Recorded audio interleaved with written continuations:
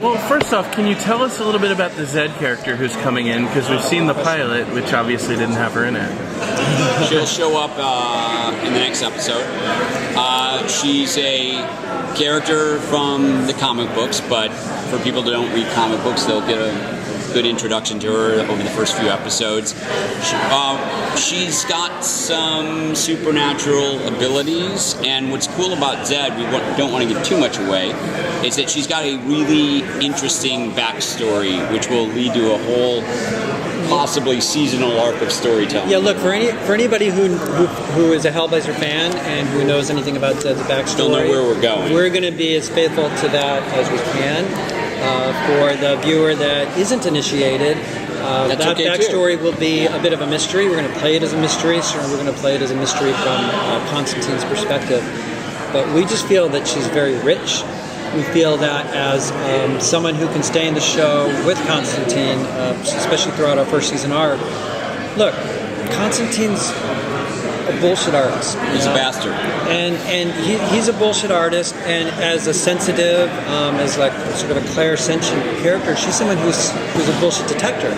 So she can call him on his lies, on his games, on his manipulations, and it's something we didn't really feel like the Liv character could do. She was such a newbie, and she was a little too wide-eyed, and when we really thought about the storytelling, we thought, let's give him somebody who's an adversary and can provide conflict and can really get in his face.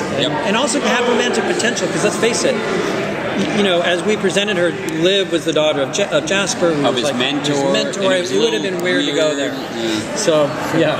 He must be a fun character to tell stories with. Constantine? Yeah. Oh my God, he's so much fun to write for, because he's not a cop. He's not an FBI guy. He's not.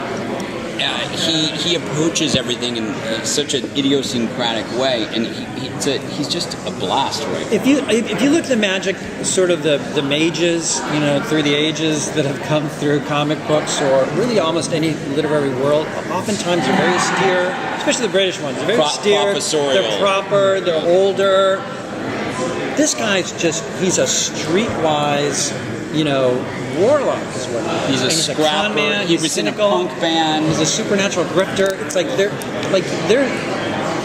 like what we like to say, if Constantine comes across a situation, he might try to get out of it with magic. If he can't get out of it with magic, he might try and kick your ass. If he can't kick your ass, then he might try con. And if the con doesn't work, then he'll turn tail and run. It's he's just that guy. He's just a guy who's not afraid of He's Paul Newman in Butch Cassidy and the Sundance Kid, when he kicks that guy in the balls. So yes, writing for him is fun. Yeah, that kind of comes across.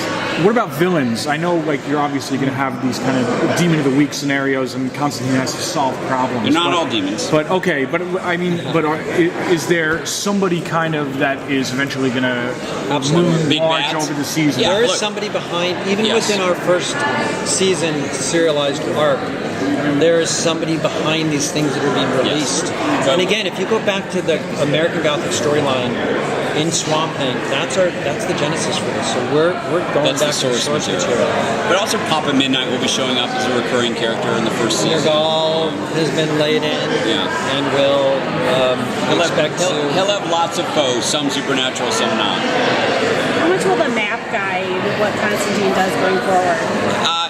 It's a guide in the beginning, and eventually there will become a story reason for why it's not so much after that, without being, by deliberately being cryptic. There's things like that, especially when you're doing a TV show and you're sitting there as a writer, and you want to launch your character into stories, and that's what people. If you're spending too much time in page count and exposition, how do we get Constantine to get to this place? It's a lifesaver. To have something like that really just gets us in the story and hopefully gets viewers to a place where they're more activated and our characters are just right into the drama. So it's a useful tool, but we do anticipate Veering away. eventually.